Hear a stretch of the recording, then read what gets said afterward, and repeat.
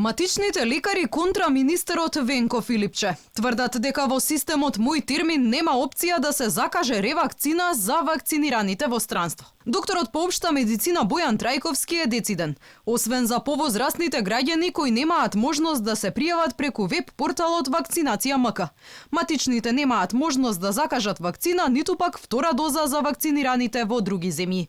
Освен тие официјални податоци што ги добивме од Министерството, каде што ни беше наложено да закажуваме вакцинација за оние пациенти кои што се постари и немаат можност да закажат за вакцинација во Македонија, друг тип на официјален документ или пак било какво соопштение ние немаме добијано. Обично за таков тип на новости и за одредени работи кои што ни се наложуваат преку матични добиваме известување преку самиот систем Мој термин, меѓутоа до вчера, заклучно вчерашниот работен ден, апсолутно немаше ништо такво. Граѓаните кои се вакцинирале во Србија преку социјалните мрежи се организираат да вршат притисок врз надлежните втората доза од антиковид вакцината да ја примат во Македонија.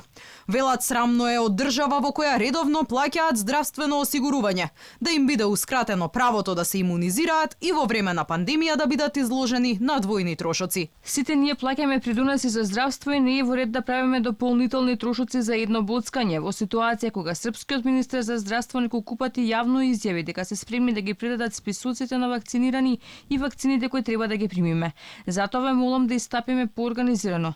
Не сме во мал број, се работи за 10.000 вакцинирани и да извршиме притисок врз министерот Филипче. И покрај тоа што матичните се децидни дека немаат можност да закажат ревакцина за било кој пациент, министерот Филипче и натаму тврди дека лекарите од примарното здравство можат да им ја обезбедат оваа услуга на своите пациенти. Може преку матични лекари ќе бидат ревакцинирани. И со AstraZeneca, ако се над 60 години, така се планирани и овие дози кои што сега стигна една количина остана на страна како резерва. Може да ги земеме и српските вакцини, тоа зборевме со министерот Лончев, за сега нема потреба заради тоа што имаме. Околу 15.000 граѓани примиле антиковид вакцина во Србија, а голем е и бројот на оние кои се вакцинирале во други странски земји, каде престојувале на студии или по работа.